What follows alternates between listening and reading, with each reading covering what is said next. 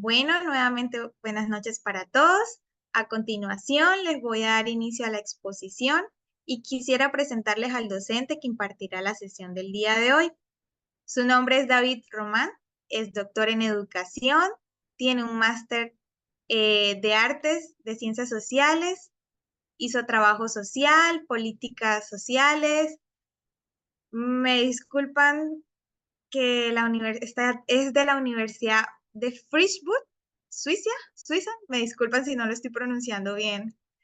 Es investigador de educación, inclusión e interculturalidad y además es docente universitario. Le voy a dar un paso al profesor David para que inicie la sesión del día de hoy. Muchas gracias, Henry, por la presentación. Bienvenido a todas y a todos. Voy a compartir Bueno, primero, agradecer la convocatoria que tiene el curso, que haya sido de su interés este seminario, de que hablemos de inclusión, la importancia de hablar de inclusión, ¿cierto? El día de hoy es muy, muy relevante, sobre todo por las características que están teniendo los sistemas educativos, la manera en que nos relacionamos, el cómo vamos intercambiando nuestras experiencias para poder facilitar y para poder eh, sobrellevar, ¿cierto?, nuestro trabajo docente, para los que son estudiantes, el cómo pueden interactuar, ¿cierto?, con otros estudiantes, y en el fondo, para poder favorecer los aprendizajes de todas y todos sin distinción, que esa es la motivación que tenemos cada uno de nosotros para efecto de poder, ¿cierto?, estar trabajando en el mundo de lo educativo. Les voy a compartir la pantalla para que podamos comenzar con este seminario.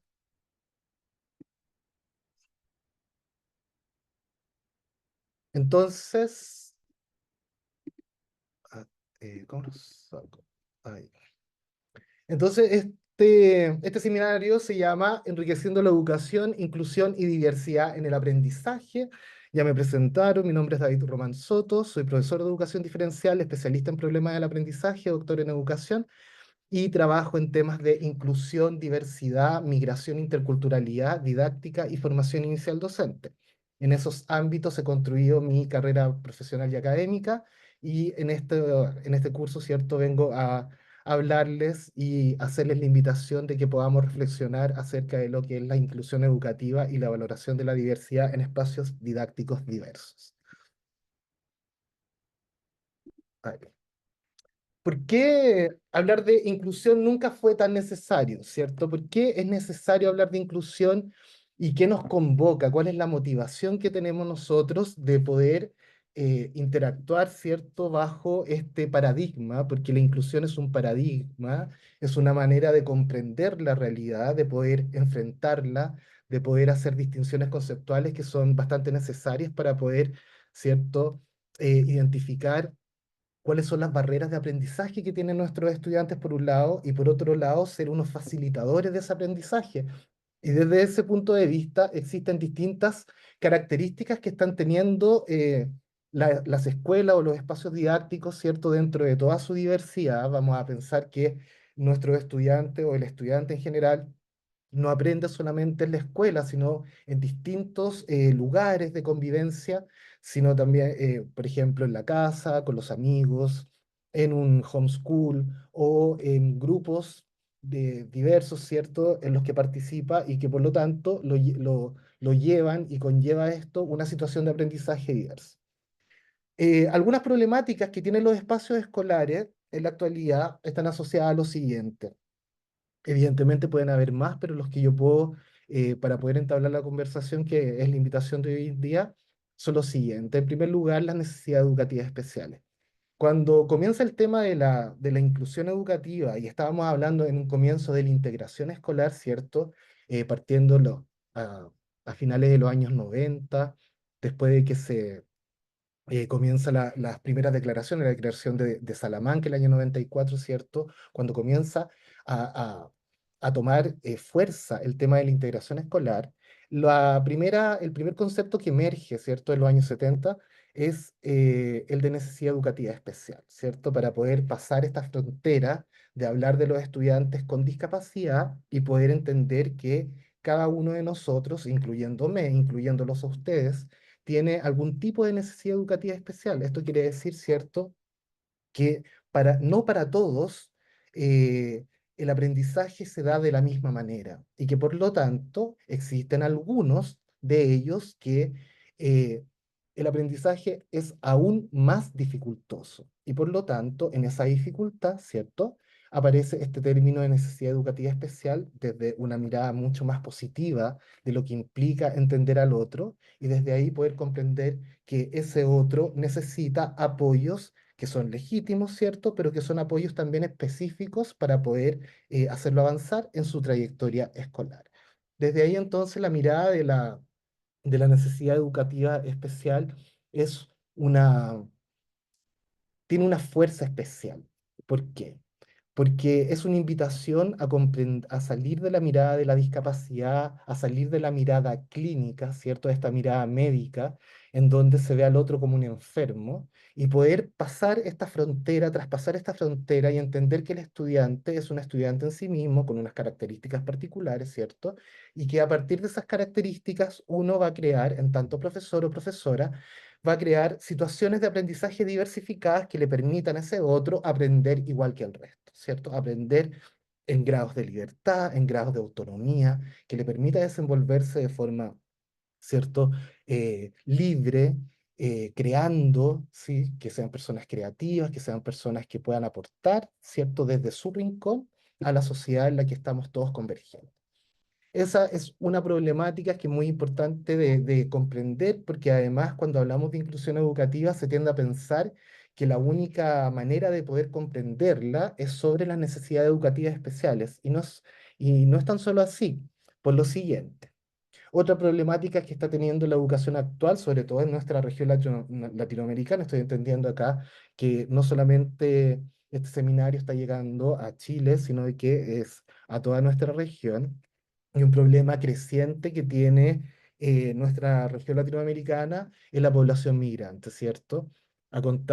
Ya van 15 años más o menos en que la migración se ha tornado ha tenido una fuerza mayor, ¿cierto? Nosotros en Chile, en nuestro país, lo vimos asociada, ¿cierto? Sobre todo a la migración venezolana, por ejemplo, que por las dificultades que tienen en su país, han debido migrar, son 7 millones, 8 millones de personas y en nuestro país llegó 1 millón de esas personas.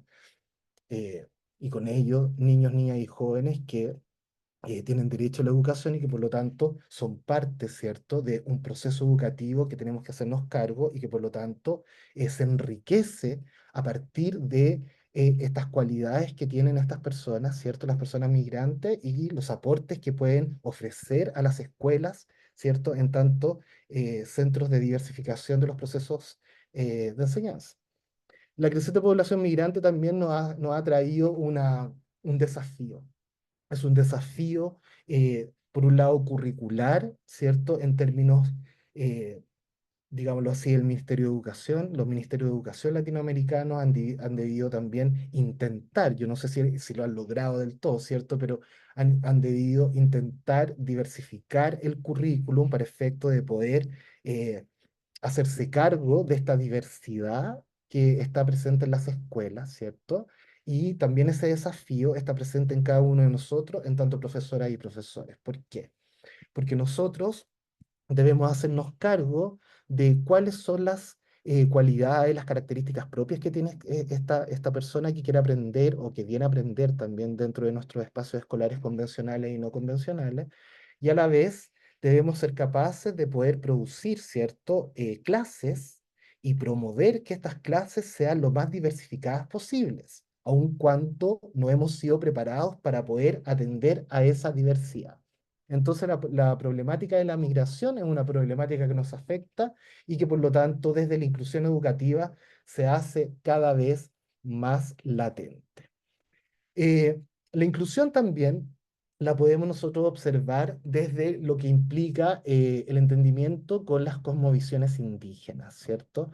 Cada vez más los pueblos originarios están presentes dentro de las aulas escolares, dentro de los espacios didácticos convencionales y no, y por lo tanto son parte de esta diversidad. Y es muy importante, ¿cierto?, hacernos cargo de ello. ¿Por qué? porque es un conocimiento tan rico, tan potente, tan nutritivo para el desarrollo, ¿cierto? Epistémico, social, interactivo, dialógico que tenemos nosotros con los pueblos originarios, sobre todo pensando en que Latinoamérica nace desde una conformación indígena y que posterior, ¿cierto? A la conquista. eh, Tiene toda esta mezcla, ¿cierto? Este mestizaje que se va forjando durante 200 años, pero que sin embargo los pueblos, el punto de vista de la interculturalidad crítica, desde la resistencia han debido ir avanzando para efectos de poder consolidar la manera que tienen de poder comprender el mundo. Pero esa comprensión no se da únicamente en términos cerrados, ¿cierto? Sino de que estas escuelas, que pueden ser interculturales también en términos indígenas, se van mezclando también con este mundo mestizo, van participando de los efectos de la globalización y por lo tanto muchos niños, niñas y jóvenes que pertenecen a pueblos originarios también participan de espacios escolares convencionales. Vale decir las escuelas y por lo tanto acá ya tenemos tres realidades, ¿cierto? Que están eh, que están dialogando entre sí y que son parte, perdón, y que son parte de lo que nosotros podríamos comprender como diversidad, ¿cierto? La necesidad educativa especiales por un lado, la creciente población migrante y el mundo indígena. Un cuarto elemento de la problematización que yo puedo hacer hincapié en la actualidad tiene que ver con las diversidades sexuales, ¿cierto? El mundo LGBTIQ+, y todas las otras diversidades, que también nos invitan a nosotros a desafiarnos en tanto profesoras y profesores, nos invitan a desafiarnos en tanto cuerpo docente, ¿cierto? En tanto escuela, en tanto sistema educativo. ¿Por qué? Porque es una diversidad que si bien ha existido durante toda la humanidad, ha sido siempre soslayada, ha estado siempre en un rincón escondida y estamos en el siglo XXI y ahora emerge. Es parte de nuestra realidad, es parte de nosotros. Tenemos chicos gay, lesbianas, bisexuales, transexuales, chicos que tienen una identidad de género completamente diferente, ¿cierto? Géneros fluidos, géneros binarios, no binarios, cisgéneros, en fin, y que por lo tanto están presentes dentro de la escuela. Yo recuerdo el año pasado en la universidad tenía un estudiante que era de género fluido y de repente era Javi su nombre. Y una semana era Javi, que se sentía de un género más bien femenino, y la semana que venía llegaba Javi mucho más masculino. Y de esa forma yo debía enfrentar las clases y era parte de esta diversidad. Y tuvimos que dialogar, ¿cierto? Yo me disculpé varias veces porque no sabía cómo enfrentarlo y me di cuenta que poder enfrentar las cosas tiene que ver con eso, con el diálogo, con el poder colaborar con el otro, poder entender a ese otro, ¿cierto? Y finalmente Javi lo que había que hacer era quitarle el artículo, no había que hacer una nominación, ¿cierto? Sino que era únicamente o solamente Javi. Y por lo tanto, Javi participaba de las clases a partir de su propia realidad y cuando yo comprendí eso, Javi fue mucho más honesto, ¿cierto? Participaba de las clases mucho más. Era, de hecho, una persona muy, muy participativa, muy dialogante y que le gustaba, ¿cierto? Aprender y por lo tanto desde ahí este mundo LGBTIQ+, también nos hace a nosotros desafiarnos como profesionales de ciencia de la educación, ¿cierto? Para poder entablar un diálogo fecundo que permita a nuestros estudiantes aprender. Otro elemento que yo veo que es una problemática en lo educativo actual para poder abordar el tema de la inclusión educativa tiene que ver con los espacios educativos que son homogenizadores. Cuando hablamos de homogenización estamos hablando de que pensamos que nuestros estudiantes, primero, o son un número o en segundo término son todos iguales. Y la realidad nos dice a nosotros que evidentemente somos todos distintos, ¿cierto? Y que por lo tanto, a partir de esa diversidad, construimos la realidad. Sin ir más lejos, si nosotros miramos nuestra realidad familiar, si nosotros vemos a nuestros hermanos, hermanas, nuestros padres, tampoco somos iguales a ellos, si bien compartimos ciertos patrones de conducta, aprendemos de nuestros papás, de nuestros amigos, en fin, pero en términos familiares, salvo que tenga un hermano o hermana gemelo o gemela, ¿cierto? No nos vamos a ver igual. Y aun cuando tengamos una educación similar y nuestros padres o madres o como se esté constituida nuestra familia, ¿cierto? Nos enseñe de una manera, cada uno de nosotros va a comprender la realidad a partir de su propia experiencia. Por lo tanto, la diversidad está dentro del núcleo familiar. Y no obstante a ello, las escuelas tienden a pensarnos como si fuésemos todos iguales. Por lo tanto, y eso desencadena en la acción didáctica del profesor o la profesora, puesto que cada uno de los profesores tiene que ver, me imagino yo, por temas de tiempo, ¿cierto? Las investigaciones nos señalan que hay muy poco tiempo para poder preparar las clases, para poder dialogar con el otro, por lo tanto, la clase se tiende a pensar para un estudiante X, ¿cierto? Un estudiante con un tipo de actividad, de repente se nos ocurren dos tipos de actividades, pero no obstante a ello, estamos constantemente haciendo clases únicamente para un tipo de estudiante. Lo más curioso de todo es que siempre estamos pensando la clase para el más inteligente o para el que va a resolver todo, ¿cierto? De, de forma muy directa y no en todas estas diversidades de las cuales estamos conversando en estos momentos. Y por lo tanto, al no hacernos cargo de esas diversidades, nuestras clases, ¿cierto? No están siendo para todos, aun cuando nosotros lo creamos así. Y eso es una problemática y a la vez se vuelve un desafío docente, ¿cierto? El cómo nosotros logramos comprender que lo que hacemos es para el otro y no para uno. Cómo lograr entender que lo que intentamos hacer en tanto profesoras y profesores es hacer que el otro aprenda y no hacer la clase propiamente tal. Y esa discusión también es parte de la inclusión educativa, es parte de lo que nosotros queremos provocar, ¿cierto? El cómo vamos cambiando la mirada, cómo vamos entendiendo la realidad y de qué manera la vamos, ¿cierto?, modificando para efecto de poder lograr que nuestros estudiantes aprendan, porque ese es el foco. El foco de cualquiera, ¿cierto?, es que el estudiante aprenda. Y finalmente, otro nudo crítico que yo puedo observar en la actualidad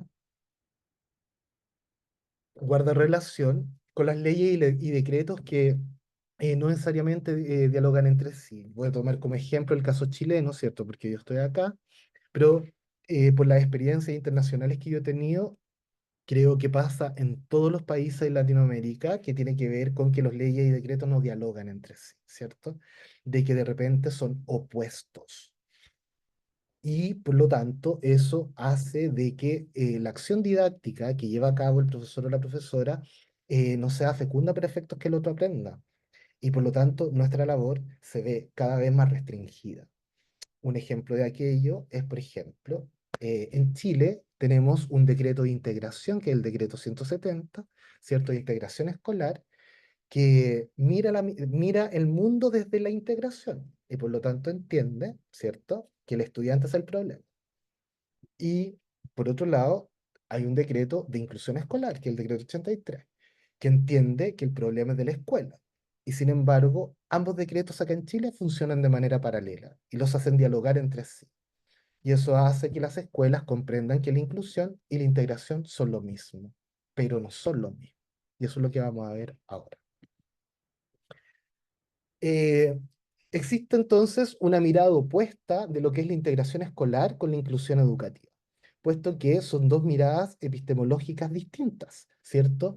Que si bien existen personas que podrían pensar que que se pueden correlacionar entre sí, yo creo y la experiencia y las investigaciones que he hecho me lo han demostrado, ¿cierto? Que la inclusión educativa y la integración escolar son completamente distintos y son dos miradas epistemológicas que no son correspondientes entre sí. Y por lo tanto, hacer que las leyes dialoguen o que la acción didáctica tenga una mirada integrativa y a la vez inclusiva no es el camino, todo lo contrario, lo que hace es eh, promover la confusión en el profesorado, ¿cierto? Y por lo tanto que el estudiante, ¿cierto? Que es, se supone, el que se va a ver beneficiado con nuestras clases, no va a aprender. ¿Por qué?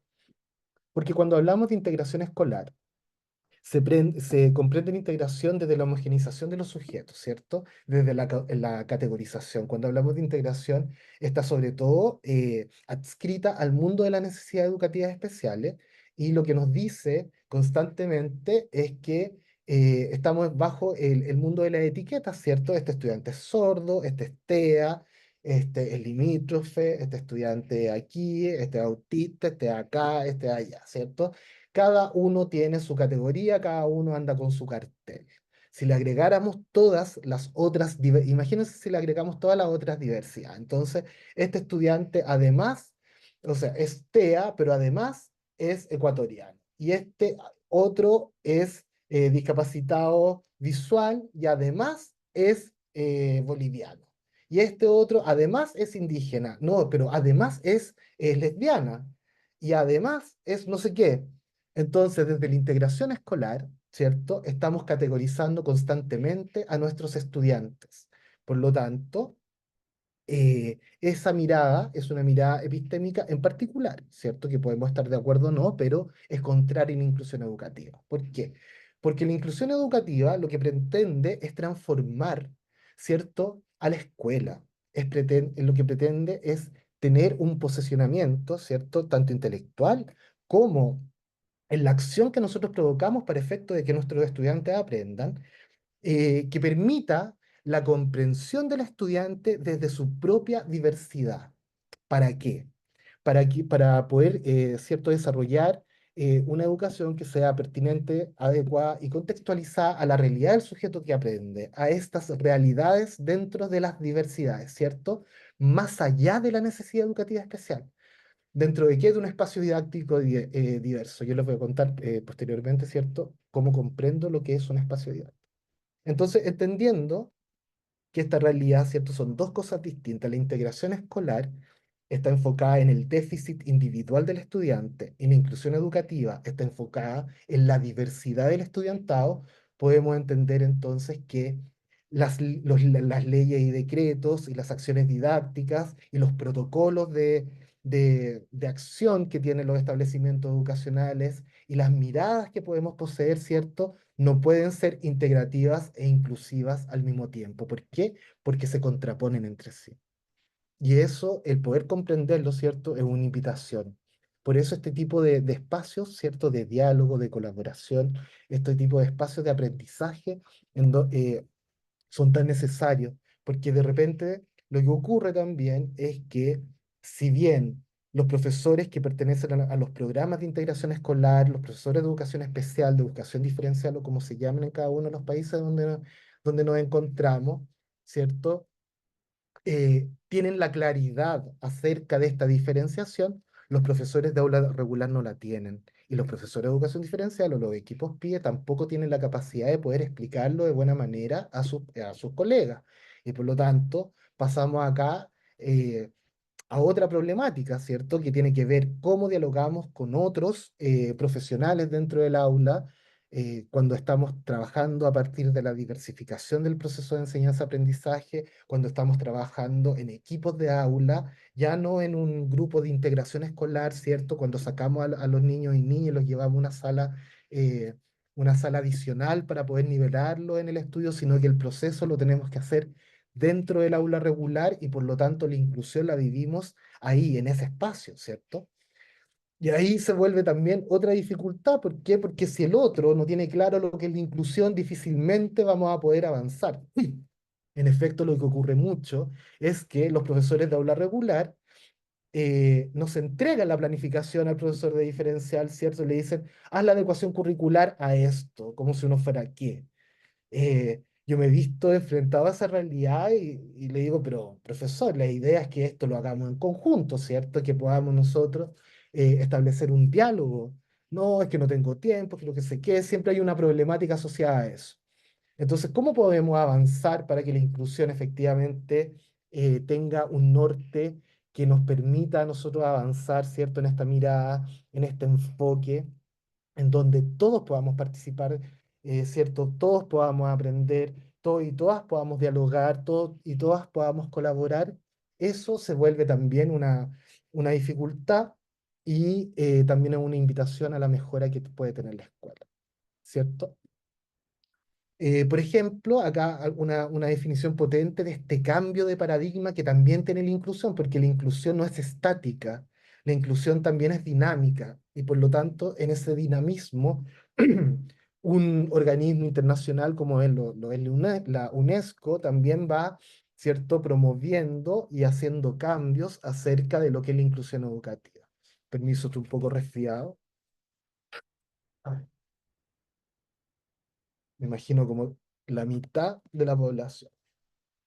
Entonces, cuando hablamos de inclusión, el año 2008, la UNESCO nos decía que la inclusión es un proceso que permite abordar y responder a la diversidad de la necesidad de todos los educandos a través de una mayor participación en el aprendizaje, las actividades culturales y comunitarias y reducir la exclusión dentro y fuera del sistema educativo, ¿cierto? Se sustenta en la valoración de la diversidad, esto es muy importante, acogiendo y potenciando a aquellos que podrían ser excluidos. Por lo tanto, la UNESCO el 2008 nos, ya nos invita a pensar en que inclusión se relaciona con la valoración de la diversidad, ¿cierto? Y por lo tanto, cuando hablamos de inclusión, hablamos de valoración de la diversidad.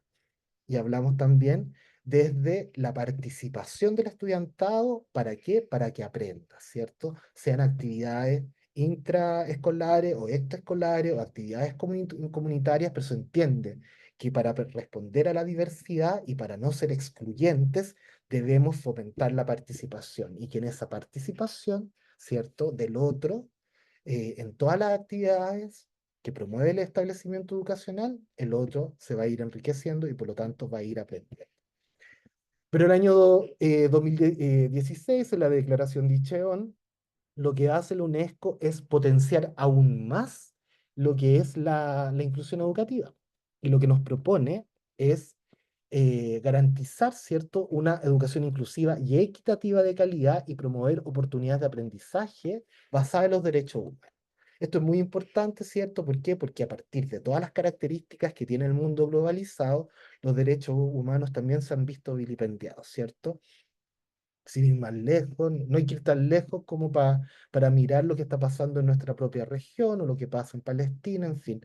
Y por lo tanto, desde ahí poder comprender que los derechos humanos, ¿cierto?, son fundamentales para poder comprender cómo es ese otro distinto a mí, cómo es ese otro y cómo vamos a promover que ese otro también debe aprender y debe tener oportunidades para aprender, ¿cierto? También se basa en la dignidad de las personas y esto es una invitación nuevamente para poder entender esta idea de la diversidad, ¿cierto? ¿Para qué? Para el logro de la justicia social, la protección y esto es muy interesante porque nos invita también a salirnos de esta idea de la necesidad educativa especial en cuanto a tomar consideración de la diversidad cultural, la diversidad étnica y la diversidad lingüística de las personas. ¿Y por qué hago hincapié en esto? Porque normalmente cuesta hacer notar en los distintos espacios donde yo doy este tipo de charlas, cierta universidad, en fin, otros centros de estudio, que cuando hablamos de inclusión, dejamos de lado la idea de la necesidad educativa especial y que por lo tanto abarcamos a todas las otras diversidades. Y acá esto no es solamente una ocurrencia mía, sino que tiene se basa, ¿cierto?, en lo que está planteando la UNESCO a partir de esta diversidad cultural, étnica y lingüística. Esto quiere decir entonces que para poder promover la inclusión educativa, debemos hacernos cargo de la diversidad de todos los seres humanos sin distinción. Ahora bien, la gran pregunta acá es, ¿cómo podemos hacernos cargo de la diversidad sin comprender lo que es la diversidad, ¿cierto?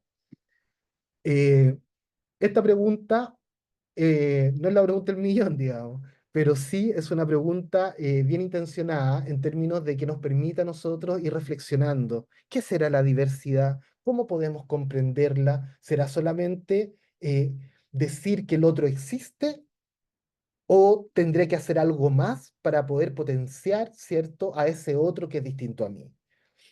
¿Cuál es el límite? ¿O tengo que tener límites? ¿Cómo lo hago? ¿De qué manera se hace? ¿Cómo lo comprendo? ¿Cómo esto me lleva a mí a hacer que mi clase sea distinta y pueda enfrentarla de forma diferente o de una manera diversificada. Diversificar, ¿es únicamente hacer adecuaciones curriculares o tiene que ver con otras cosas? Todas esas preguntas son las que vamos a responder, ¿cierto? En el curso, si es que ustedes se llegan a inscribir, digamos. Pero para poder comenzar, ¿cierto?, a reflexionar acerca de estas preguntas y cómo estas preguntas son un motor, ¿cierto?, para poder hacernos cuestionamientos que sean conducentes a entender la realidad en la que estamos y la manera en que vamos nosotros haciendo cambios y transformaciones en la acción didáctica. Acá tengo una definición que a mí me gusta mucho, que es la definición de Nolfa Ibáñez, que fue la Premio Nacional de Educación 2021 acá en Chile. Yo tuve la suerte de ser formado por Nolfa y además de haber trabajado con ella, ¿cierto?, durante muchos años. Y Nolfa en sus investigaciones, ¿cierto?, de 30 años, llega a esta definición de diversidad. Comillas. Entendemos la diversidad como la consecuencia de modos distintos de construir significados, que dan lugar a una visión de mundo diversa, en algunos o muchos sentidos, no mejor ni peor, sino solo diferente, que se constituye en el lenguaje según el modo de convivencia propio de cada cultura. Esto es muy interesante lo que hace Nolfa y por qué a mí me hace mucho sentido con la idea de hablar de inclusión. En primer lugar, porque cuando hablamos de diversidad, según esta definición, ¿cierto? Tiene que ver con el cómo construimos el mundo, el cómo entendemos este mundo diverso y que no es ni malo ni bueno, sino que es solo distinto. Y cuando yo logro entender eso, que una persona va a comprender el mundo distinto a mí, pero no por hacerme daño o no por llevarme la contra, sino porque lo entiende distinto a mí y por lo tanto lo que yo tengo que hacer no es intentar imponer una idea, sino intentar colaborar con el otro para construir una nueva idea. Ahí estamos nosotros haciendo una transformación inclusiva para efecto de valorar la diversidad. Eh, Esto no solamente a modo, digámoslo así, discursivo, sino que tiene una consecuencia en nuestra operacionalidad, puesto que eh, cuando nosotros nos comprendemos desde esta mirada diversificada, ¿cierto?, inclusiva, ¿cierto?, y entendemos que el otro va a hacer cosas que son distintas a las que yo estoy pensando, nos permite entender por qué entonces un sistema educativo homogeneizante no promueve una construcción inclusiva y por lo tanto el aprendizaje no permite la transformación social. Por cuanto, si nosotros pensamos que el estudiante tiene solamente un camino explicativo para hacer las cosas, estamos formando estudiantes que son cero creativos, que no van a resolver problemas, que no van a respetar su propia diversidad y que por lo tanto van a intentar que el mundo sea completamente estático. Y es todo lo contrario lo que nosotros queremos hacer. Nosotros como profesoras y profesores lo que queremos hacer es brindar las oportunidades para que ese niño, niña o joven tenga un potencial creativo que le permita resolver problemas de forma autónoma, que le permita reconstruir su realidad las veces que sea necesario, ¿cierto? Y que le permita ser innovador, que le permita hacer cosas diferentes, que nos permita juntar estas diversas culturas para poder crear otro mundo, ¿cierto? Porque en eso estamos. El mundo es tan dinámico que no podemos nosotros tener una educación estática pensando en un mundo dinámico. Eso también pasa a ser una contradicción. Entonces, para poder entender esta definición, eh, nosotros nos basamos en un camino explicativo que tiene que ver con el constructivismo radical, particularmente el camino explicativo del constructivismo radical de Humberto Maturana, ¿cierto? Si bien existen otros autores que están adscritos a esta mirada radical, ¿cierto?, del aprendizaje, Maturana nos invita a poder mirar esta realidad y la vamos a ver para efectos de esta presentación en base a tres ideas, ¿cierto? Específicas que están acá. La primera tiene que ver que no existe una verdad absoluta, sino muchas verdades diferentes. ¿Por qué?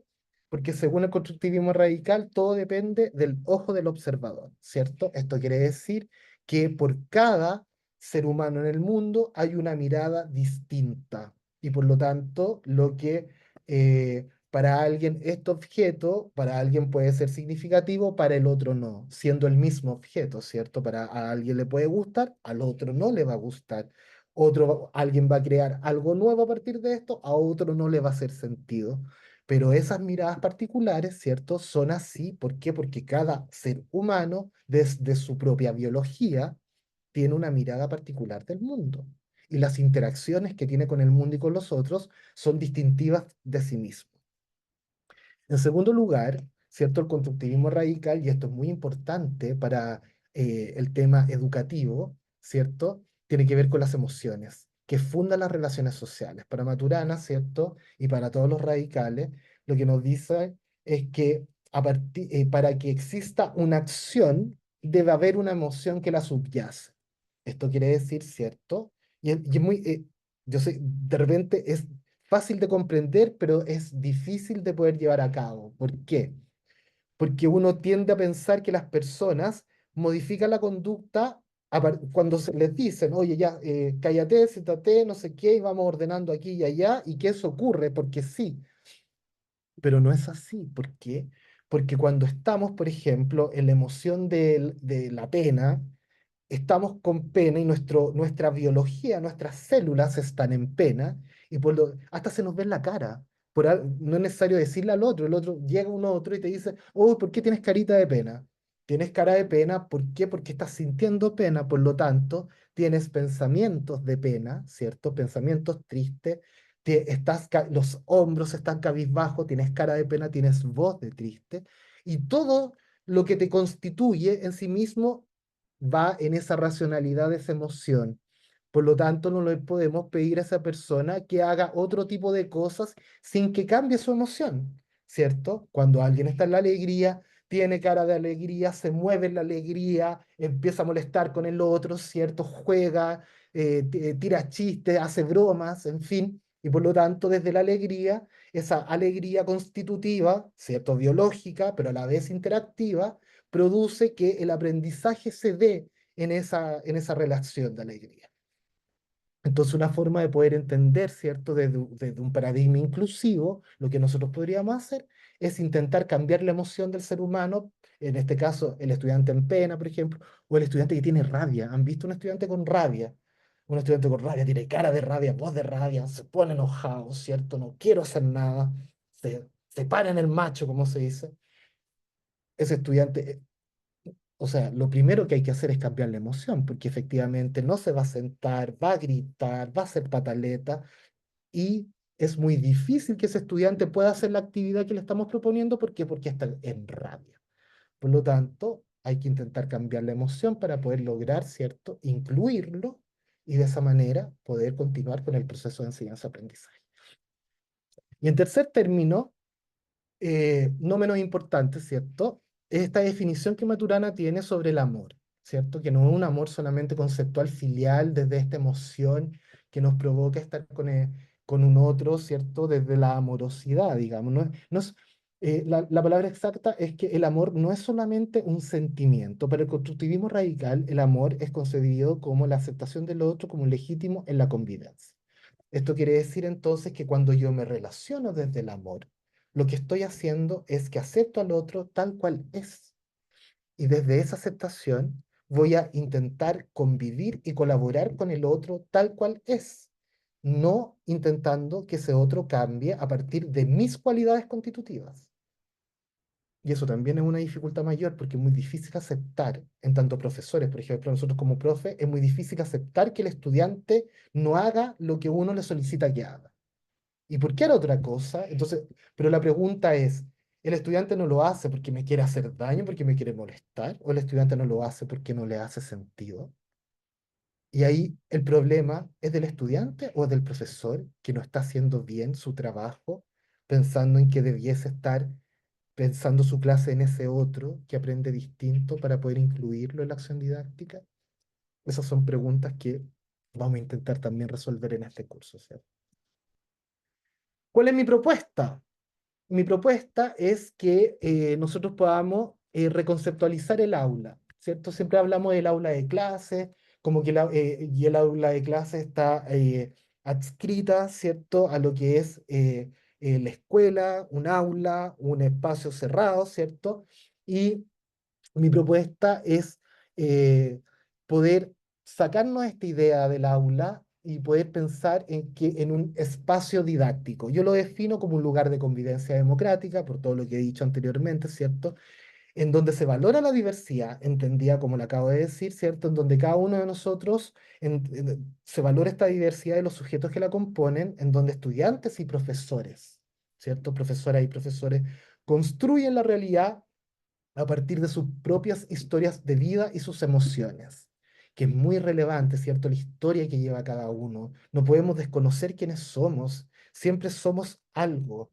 Y esa historia es importante para el desarrollo de una clase, no podemos partir de la nada, porque cada uno tiene una historia que contar, un algo que decir, una experiencia acerca de lo que estamos haciendo, ¿cierto? Permitiéndoles consensuar acciones didácticas organizadas, pertinentes y adecuadas que promuevan la inclusión sociocultural y posibiliten el aprendizaje de todas y todos. En base a esa propuesta, entonces, esta propuesta que yo hago del espacio didáctico es el punto de partida para poder comenzar, ¿cierto?, esta reflexión sobre lo que es la inclusión educativa y la valoración de la diversidad, para que, para que nosotros como profesoras y profesores podamos hacer lo que la escuela nos está demandando, ¿cierto? Hacer una transformación que sea, eh, que permita que nuestros estudiantes aprendan, porque ese es el foco, que nuestros estudiantes aprendan. Eso es lo que nosotros queremos y, y debiese ser, ¿cierto? Lograr que más allá de los índices PISA, más allá de las pruebas estandarizadas, más allá de lo que nos pida el sistema que debemos lograr, que también está bien, ¿por qué no? Pero existen distintos caminos para poder llegar a Roma, ¿cierto? Y por lo tanto, nosotros también podemos cambiar esos caminos y podemos hacer que sean diferentes. Y en esa diferenciación va a estar nuestro accionar.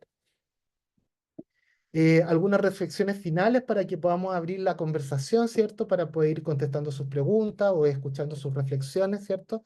La primera tiene que ver con que eh, para poder hablar de inclusión educativa, entonces, necesitamos abrir espacios de diálogo y reflexión conjunta entre los miembros de las comunidades educativas, ¿cierto? En su propia diversidad. Eh, no, no, no sirve de nada que sigamos hablando de inclusión educativa únicamente con las personas que promueven la inclusión, en este caso, las profesoras y los profesores de educación diferencial, o los fonoaudiólogos más los terapeutas educacionales, que haya un equipo que hable de inclusión sin que involucre a el resto de la comunidad educativa.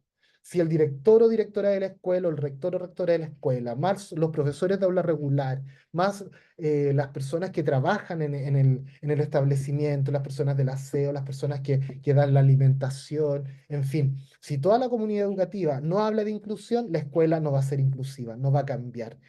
Va a ser muy difícil seguir haciendo nosotros como profe de educación diferencial, siempre estamos con esa barrera, ¿cierto? De que queremos hacer algo, pero el otro no lo entiende. Entonces, hacer, para poder hacer una transformación real, quizá necesitamos también ir trabajando en paralelo, no solamente con los estudiantes, sino también con la comunidad educativa para poder ir avanzando de forma mucho más sostenida y sólida.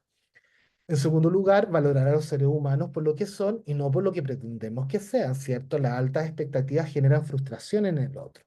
Y esa frustración no solamente en el estudiante que es el que aprende, porque si yo hago únicamente acciones didácticas para que ese otro, y a sabiendas que ese otro no las va a hacer, porque cuando uno hace las clases, las hace para el estudiante como este, el inteligente, el más capaz, ¿cierto? Y por lo tanto, uno espera que, que ese estudiante X lo va a hacer.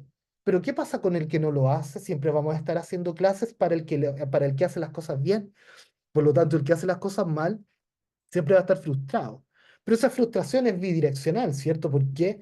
Porque a la cuarta clase, a la quinta clase que nosotros estemos planificando y haciendo esta acción didáctica para el estudiante X y el estudiante X no responde, también vamos a tener una frustración. Entonces la pregunta es, ¿por qué seguimos haciendo lo mismo pensando en que vamos a tener una respuesta diferente?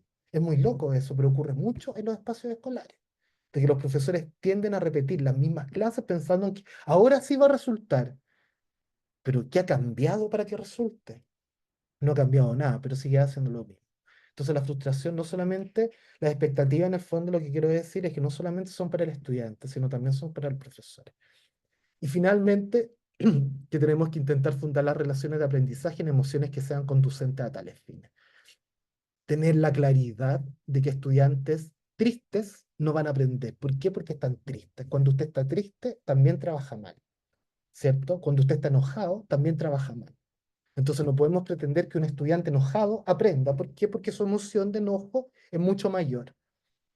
Entonces lo que tenemos que intentar hacer es un cambio en la disposición emocional de nuestros estudiantes para efecto de poder avanzar. No sé qué pasó. Bueno, estamos. Muchas gracias por su atención. Los invitamos, ¿cierto?, a escanear ese código QR y ahora vamos a contestar sus preguntas. Muchas gracias. Bueno, ¿cómo están, chicos? Vamos a iniciar con lo que es la ronda de preguntas. Entonces, mm, vamos a darle paso a las personas, a la primera persona que levantó la mano, que en este caso sería eh, Sapka, Sapka Melanie. Ya te doy el permiso. Hola, ¿cómo están? Hola, ¿qué tal? Hola, Sofka. Sí, mi ¿Todo? nombre es Saco Muñoz. Bueno, les cuento. Yo soy estudiante de Educación Superior de Técnico Nivel Superior de Educación Popularia. Ya. Para que no me conoces, tengo una condición que es Mm, discapacidad intelectual leve. Y bueno, yo también formo parte del equipo de educación porque yo hice mi práctica profesional en un jardín. exacto. Súper. En un jardín. Yo viví dentro de mi práctica profesional, vi distintas realidades y distintas situaciones. Ok. En mi nivel que me tocó fueron con dos niños con TEA y uno que no fue diagnosticado. Ujú. Yo con la educadora pensamos que el niño que no es diagnosticado se llama Pablo, tiene 4 años, pensamos que es TEA. Ya. No, la mamá decía no, tiene TEL. La no miraba y dice, esto sí que es broma. Entonces, tiene 4 años, hasta ahora no tiene diagnóstico. No tiene. Es muy difícil decir como que el Pablo tiene tía. Tiene todos los rasgos de tía el Pablo. ¿Y cuál es tu pregunta? Mi pregunta es, no sé cómo planteárselo a usted.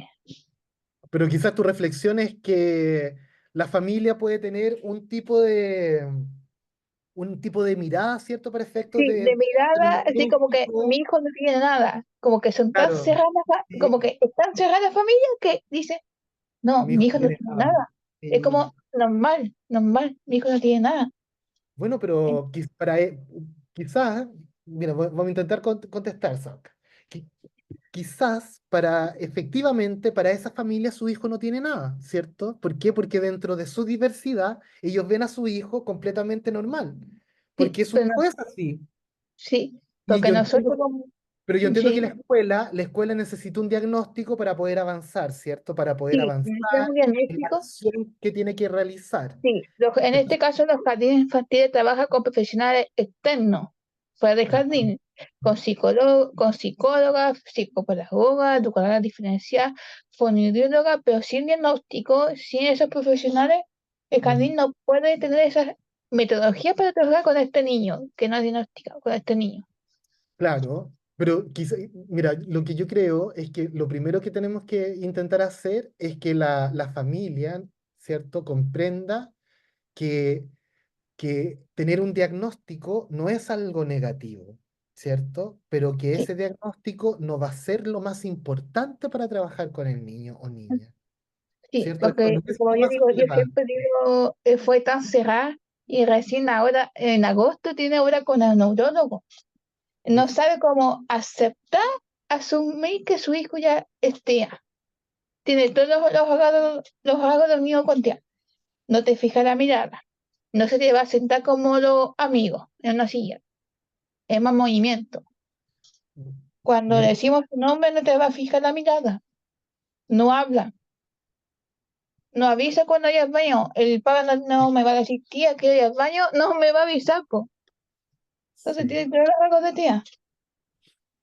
Bueno, entonces yo creo que la invitación es intentar, ¿cierto? Cuando estén los profesionales en tu escuela, en el jardín, intentar hacer el diagnóstico O lo sea, más con la premura que se pueda, ¿cierto? Sin ser invasivos y que le permita a ustedes, como profesionales, poder hacer un trabajo y de alguna manera ir de a poquito, ir avanzando para que la familia no sienta esta presión de que su hijo tiene un diagnóstico con esas características, ¿cierto? Pero si para ustedes como escuela ven que tiene esas características y es importante el diagnóstico, yo creo que hay que hacerlo. Pero eso no sí, quiere decir, entonces hay que ir mediando, ¿cierto? En cómo avanzo con el diagnóstico y cómo avanzo con la familia para efectos de que no se sientan invasivos entre sí, ellos. con la Para educadora eso, nos pensamos dentro de mis meses de mi práctica, este niño y Pablo no hacen nada. No toma ni un lápiz, un papel, así como que el niño toma un lápiz, un papel, no hace nada. Yo no digo nada, entonces nada. No toma ni un lápiz, un papel, escribir, nada. No hace nada. bueno. Eso es lo que te puedo comentar ahora, Savka. Espero haber ayudado, pero intenta mediar en eso, ¿cierto? Y no ser invasivos con la familia, Y eso pero a la fue mi vez, reflexión. pero a la vez lograr, ¿cierto? Tener un diagnóstico para que ustedes puedan también hacer un trabajo mucho más profesional. Sí, eso fue mi reflexión. Ahora estoy en proceso de titulación de mi título, de mi carrera, entonces eso fue para compartir, para los que no me conocen. Excelente. Muchas Entonces, gracias. sí, eso. Te pasaste. Gracias, Savka. Que te vaya muy bien y que termines bien tu titulación. Bueno, chicos, ahora voy a darle el paso a Xaviera Peñalosa.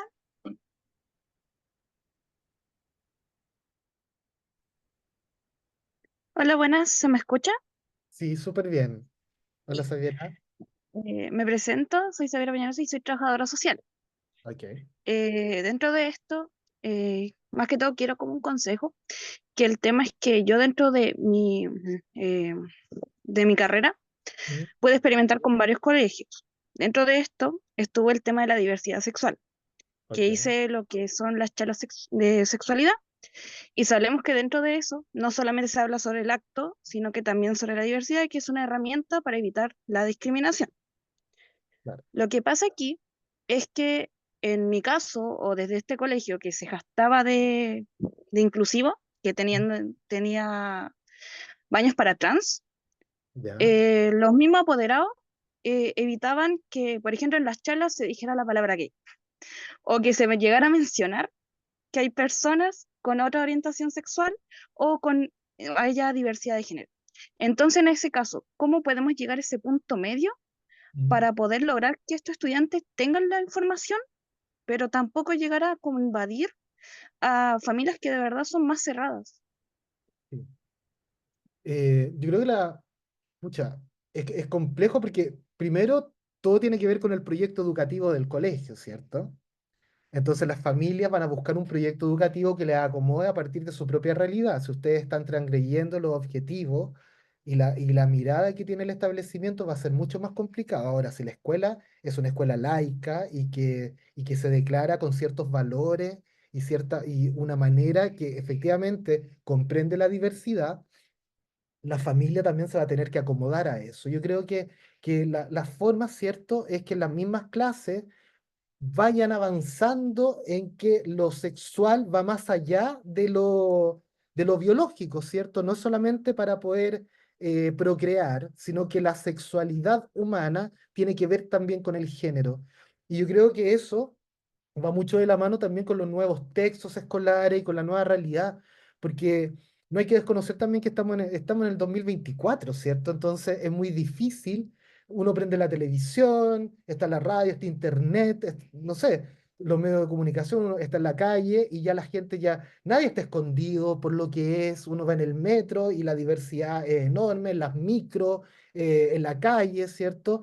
Y por lo tanto es muy difícil de esconder eso y yo creo que hay que hacer un trabajo, pucha, de hormiguita con las familias para poder ir tocando estos temas en donde las familias no se sientan transgredidos, pero de verdad, lo primero que yo haría sería pensar en el proyecto educativo del colegio.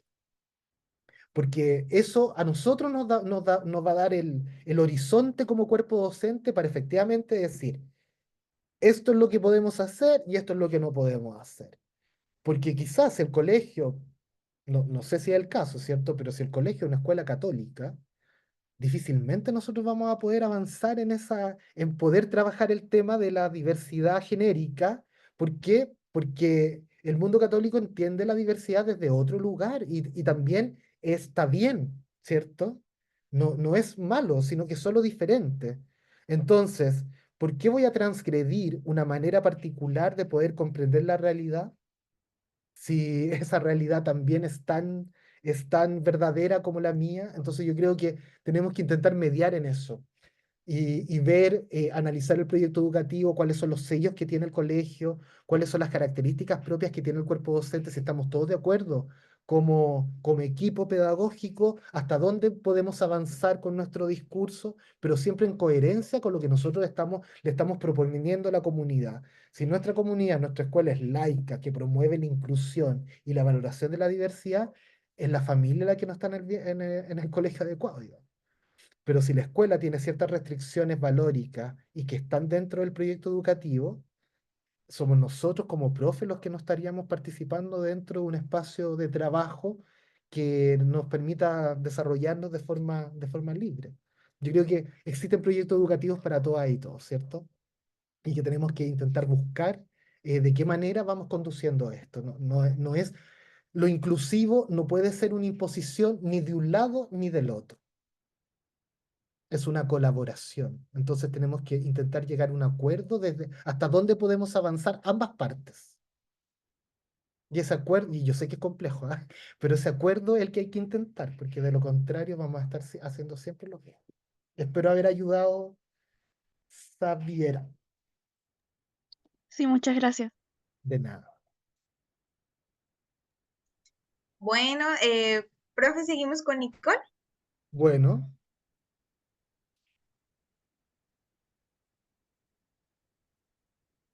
Nicole, ya te di el permiso.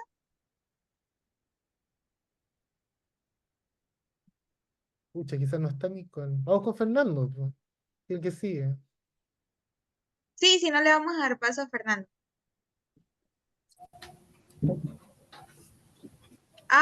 Hola, Fernando, hola, hola. Fernando, espera un momento. ¿Fernando yo, Nicole, Ortiz? sí, espera un momentico. Ya, Nicole, ¿me escucha? cierro. Sí. Sí. Vamos primero con Nicole. Qué pena.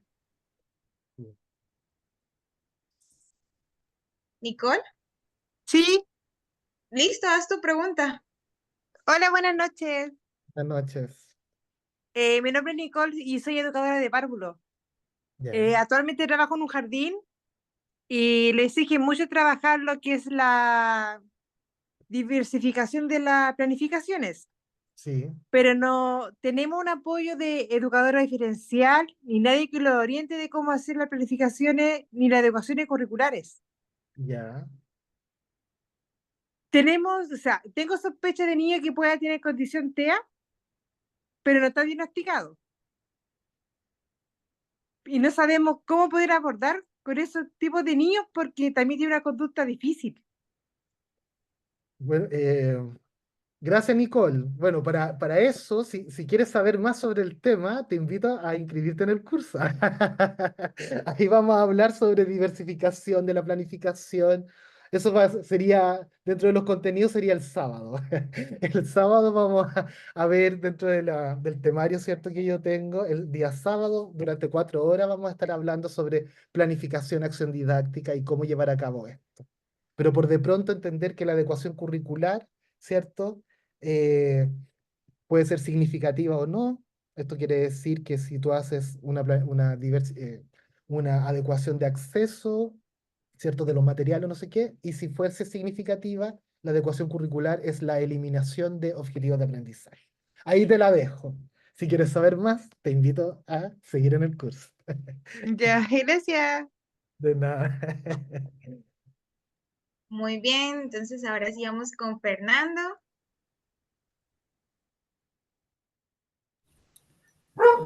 Hola, hola, muy buenas noches a todo el equipo, compañeras, compañeros. Agradecer la clase, muy buena.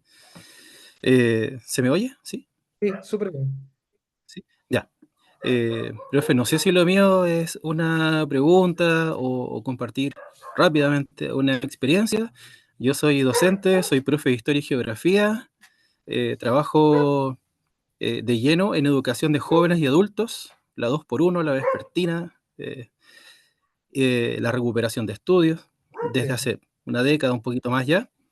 Yo estoy diagnosticado con TEA1, autismo TEA1, y las primeras experiencias que tuve en colegios, eh, yo enmascaraba, camuflaba hasta donde podía mi condición, lo cual es altamente desgastante, como hemos visto ya reiteradamente, hasta que llega el momento en que, en último colegio en que estoy actualmente, presento mis diagnósticos.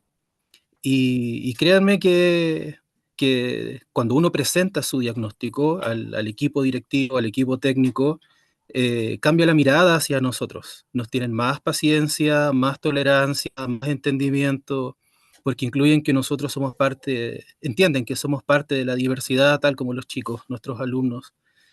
Y es muy beneficioso, altamente beneficioso para el clima laboral. Uno llega con una disposición distinta al colegio, se desenvuelve en el colegio sin miedos, etcétera. Entonces, Genial. yo quisiera invitar a las colegas, los colegas a que si tienen sospechas de ser adultos autistas, eh, usen las herramientas a disposición para obtener el diagnóstico y presentarlos a sus equipos, porque de verdad que cambia la vida, cambia el mundo, es ser más nosotros, ser más libres, aumenta la felicidad, el bienestar y de verdad que ayuda muchísimo, porque la diversidad no solo en el aula, en el colegio, está en los niños, en los adolescentes, está en nosotros también, en los docentes. Así que esa era la cosita que les quería decir. Gracias, profe. Muchas gracias, Fernando, por tu reflexión. Excelente. O sea, hay que aprender a ser uno mismo y poder, ¿cierto?, instalarlo en los espacios de trabajo en los que uno está y desde ahí construir la realidad, ¿cierto? Sí, muy, muy bien. Me parece muy, muy buena idea de que la persona que tenga un diagnóstico de esas características lo pueda decir de manera libre y que la escuela, en este caso, también diga, oye, tenemos profesionales de esta forma. Sí, además, si nosotros vemos la nueva forma de entender el TEA, ¿cierto? Que es como una, eh, para medir la velocidad, 10% hasta el 100%, todos tendríamos algo, ¿cierto? Entonces, no es una dificultad mayor, sino de que de repente hay personas que, bueno, me encantó la reflexión, Fernando. Nada que decir, todo lo contrario, puro apoyo, ¿no? Bacán, gracias. Chicos, muy bien. Seguimos con Herminda. Creo que responderemos a una o dos personas más y ya pues, por cuestiones de tiempo ya no podremos responder más preguntas. Entonces vamos con Herminia Contreras. Vale. Gracias, buenas noches. Yo soy profesora de ciencias con especialidad en química, tengo experiencia en el aula. Eh, Nosotros trabajamos con un sello inclusivo, con un verdadero sello inclusivo del que me siento muy orgullosa porque siempre tuvimos años atrás, incluso cuando estaba el decreto 170, siempre tuvimos la convicción de que teníamos que hacernos cargo de la educación de la diversidad de las personas que recibíamos, porque siempre nuestra inclusión la basamos en la afectividad. Y nosotros luchamos hasta el día de hoy con encasillar a los alumnos como un número, con resultados CINCE, con la estadística. Y ahora, de cierto modo, quiero señalar que para la diversidad de profesores y sus formaciones también, que todos tenemos formaciones distintas, crianzas distintas, tiene que estar en juego la disponibilidad, más que ser profesional, academicista en su área, etcétera, porque a uno también le exigen muchos resultados. Uno tiene que tener la disposición de hacerse cargo, porque usted bien dijo, una cosa es aceptar, es respetar la diversidad, pero otra cosa es hacerse cargo. Entonces yo le quiero hacer la siguiente pregunta. En resumidas cuentas, en la práctica de un docente, ¿cómo, cómo esta diversidad enriquece el trabajo pedagógico en la práctica? Ok. Porque en general los profesores entienden como cacho, como más trabajo, como más preparación de cosas, cuando el tiempo es más acotado, pero en la práctica, en resumidas cuentas, ¿cómo es el aporte en base a este trabajo basado en la diversidad? ¿Cómo enriquece en términos prácticos nuestro trabajo? Gracias, Hermina, por tu pregunta. Mira, no creo que haya una estadística cuantitativa que nos pueda decir cuánto nos aporta, ¿cierto? Pero lo que sí yo podría decir es que mientras más valoramos la diversidad en la escuela y más nos hacemos cargo de esa diversidad, aprendemos a hacer las cosas de múltiples maneras. Y yo creo que el aporte que tiene la valoración de la diversidad es que nos permite a nosotros, como cuerpos docentes, hacer las cosas de forma distinta y no estar haciendo lo mismo. Hay profesores que aplican, que hicieron una planificación hace 20 años atrás y aplican la misma planificación todos los años, en el momento en que le toca la misma unidad. Entonces ese profesor está trabajando para sí mismo, no está pensando en los estudiantes. Cuando nosotros trabajamos en base a la diversidad, podemos tener la misma planificación porque quizás la idea de la actividad es buena, pero esa actividad la podemos ir modificando año tras año porque nuestros estudiantes son distintos, ¿te fijas? Entonces yo creo que el aporte que tiene la diversificación es que nos permite a nosotros, al hacer cosas distintas, quizás nos vamos a dar cuenta de que la actividad que teníamos hecha no era tan buena y nos va a poder hacer variar las cosas y nos va a poder también hacer integrar elementos nuevos. Hace 20 años, quizás las tecnologías para esa unidad en específico no estaban tan en boga y ahora, 20 años después, hay una, no sé, una aplicación en el teléfono. Dijiste que eras profe de química. Hay una aplicación en el teléfono que nos permite, no sé, hacer, no sé, el otro día veía una cuestión súper alucinante que era un video en una punta de un lápiz que era para ver lo cuántico. Entonces como que la cámara avanzaba así y se metía adentro de la punta del lápiz y íbamos viendo cómo todas las fuerzas, las masas, no sé qué, estaban dentro de la punta del lápiz. Y como que se metía y después llegábamos hasta lo atómico, ¿cachai? Muy bacán. Entonces yo decía, bueno, hace 20 años atrás un video así no existía, ¿cierto? Pero ahora ese video existe, pero porque tengo la clase hecha no voy a ocupar el video. No sé si me explico. Entonces yo creo que tenemos que ir avanzando, no solamente en la diversificación de lo que nosotros hacemos, en términos de la diversidad respecto a las características propias de nuestros estudiantes, sino también a la diversidad de condiciones que tiene nuestro mundo material e inmaterial, y cómo eso nos aporta y nos enriquece como profesoras y profesores para efecto de poder hacer mejores clases, po. No sé si por ahí va una respuesta, pero esa sería una manera de poder entender el aporte de la diversidad en todo ámbito, no solamente con el estudiante, nos enriquece a nosotros en nuestra formación profesional, en las interacciones que tenemos, en la manera en que nos relacionamos, en las emociones fecundas que tenemos con el otro, en fin. Es como que nos aporta en todo ámbito de nuestro accionar pedagógico, curricular, docente, interactivo. Eso. Gracias, profesor. Y nada, gracias a ti. Bueno, chicos, ya para finalizar, por temas de tiempo, no vamos a poder responder más preguntas. Mire que tuvimos una sesión de preguntas súper bien. Respondimos varias de sus preguntas. Entonces, ya por cerrar esta sesión, le doy el paso al profe para que los deje invitados a todos ustedes para este curso que va a dar él.